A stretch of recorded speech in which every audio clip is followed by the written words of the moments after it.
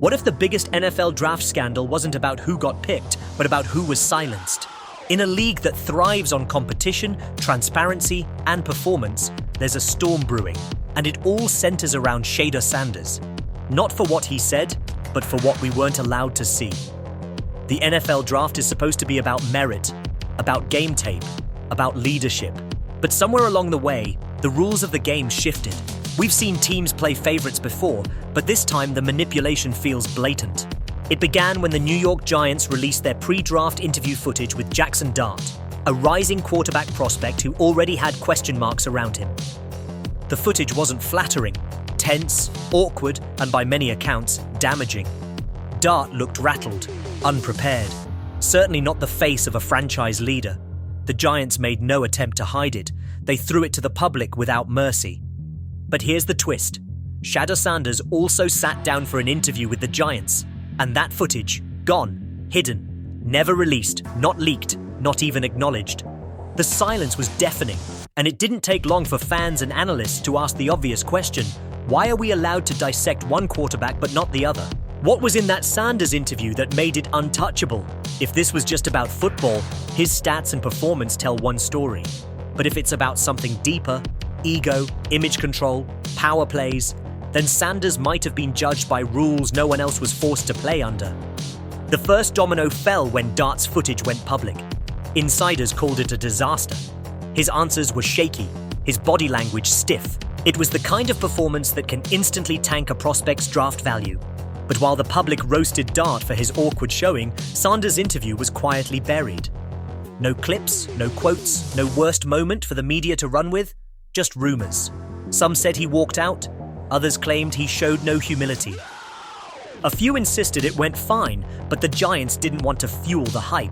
None of it could be verified because no one saw the tape. That's when fans began pressing the Giants for answers. Why release Dart's bad moments but keep Sanders under lock and key? If the NFL is about transparency, why are certain players exempt? People speculated. Were the Giants trying to protect their own image? Did they mishandle the interview? Was the footage worse than we could imagine, or was it actually better than the narrative they wanted to sell? NFL insiders know this much. Optics matter. When one player's every flaw is paraded out for public ridicule and another is shielded from view, that's no longer a football decision. It's image management. And in Sanders' case, the silence became louder than any footage could have been. Before the interview scandal even hit the news cycle, analysts had already placed Sanders behind other prospects. Albert Breer was one of the loudest voices in the conversation. He insisted repeatedly that Sanders was a tier below Jackson Dart and Cam Ward. To him, the hierarchy was obvious. Ward first, Dart second, Sanders last. But here's the problem. When you look at the numbers, the narrative collapses. Sanders left college with a jaw-dropping 74% completion rate. That's elite, at any level. Dart posted 69.3%. Ward, just 67.2%. That's not a small difference, it's a chasm. And when it came to touchdowns, Sanders had 37. Ward barely edged him out with 39, and Dart trailed far behind at 29. Sanders also showed better ball security and decision-making than both. On paper, he was the more efficient, more reliable quarterback. So why was he written off? Some chalked it up to system bias. Sanders played for his father, Deion Sanders, and carried a media spotlight unlike any other college quarterback. The flash, the swagger, the constant cameras, it rubbed some traditionalists the wrong way. But football isn't about who offends old-school sensibilities. It's about production, leadership, and results. And Sanders checked all three boxes. The one box he didn't check? Fitting into the mold the NFL wanted him in. That's when Colin Cowherd entered the chat and threw gasoline on the fire. On his show, Cowherd declared Sanders' interview with the Giants the worst he had ever seen. That's a statement loaded with implication. He claimed Sanders, when pressed about a poor game scenario, responded with, "Maybe I'm not the guy for you." That line went nuclear online. Critics called him arrogant, defeatist, unprepared. They said he lacked the mental toughness to survive in the NFL. But then, a deeper story started to leak. Albert Breer revealed that Sanders was given a film reel of broken plays and told to analyze what went wrong. But here's the kicker. The mistakes weren't always obvious. The drill felt like a trap. Under that pressure, in that contrived setting, Sanders reached his limit and dropped the infamous line. Not out of weakness, but out. For all the criticism that swirled before the draft, it took only a handful of OTA practices with the Cleveland Browns for Shadore Sanders to flip the narrative. He didn't get the most reps, didn't have the veteran edge of Joe Flacco, or the immediate rookie hype of Dillon Gabriel. But what he did have was efficiency, poise, and the ability to turn limited opportunities into undeniable production. Reports from camp painted the picture clearly. Sanders threw 3 touchdowns with 0 interceptions on just 7 pass attempts. That's not just good, that's surgical precision. Flacco went 9 for 14 with 1 touchdown and 1 interception. Gabriel, while showing promise, also threw a pick. Sanders, perfect decision-making in limited chances. And suddenly, the same analysts who had written him off began quietly shifting their tone. Colin Cowherd, who had once blasted Sanders for allegedly giving the worst interview ever, went on air and admitted, "I've seen enough."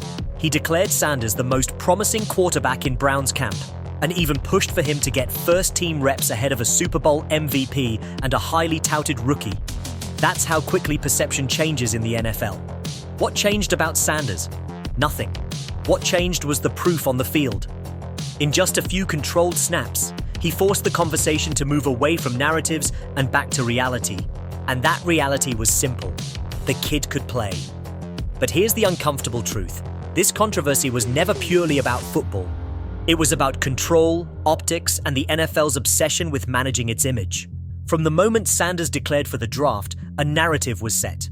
Flashy, confident, maybe too confident. Some scouts whispered about coach's son syndrome. Analysts dismissed his gaudy stats as a product of his system. And when he dared to question the process, it became fuel for a smear campaign. Meanwhile, other quarterbacks, some with weaker resumes, were praised for the very same traits. Swagger was called leadership for them. Strategic team preference was called career planning for them. But for Sanders, it was ego. The language used around him shifted depending on who was being described. He complained while others voiced concerns. He avoided competition while others carefully managed their careers. He was overhyped while others were undervalued. So, it's a double standard you can't ignore, especially when race, legacy, and personality are in play. And here's where the media's role becomes undeniable. They took one unverified quote from a hidden interview and built an entire public image around it. "Maybe I'm not the guy for you" became Sanders' scarlet letter. Never mind the context. Never mind the pressure cooker setting or the questionable evaluation tactics. Never mind the fact that we've never actually seen the footage. The NFL preaches transparency. But when it came time to release Sanders' interview, just as they had done with Jackson Darts, the video never surfaced. Why?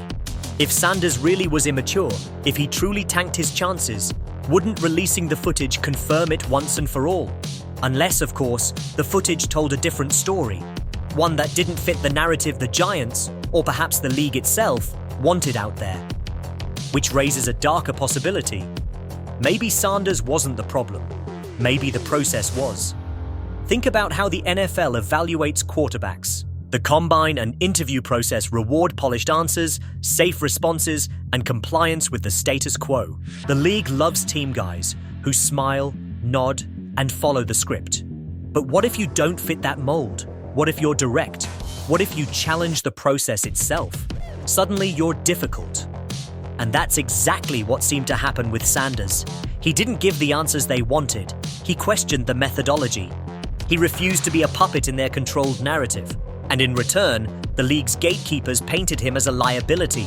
But reality has a funny way of breaking through the noise. Once the pads come on and the games begin, the only narrative that matters is the scoreboard. Sanders entered Browns camp without the media hype of some of his peers.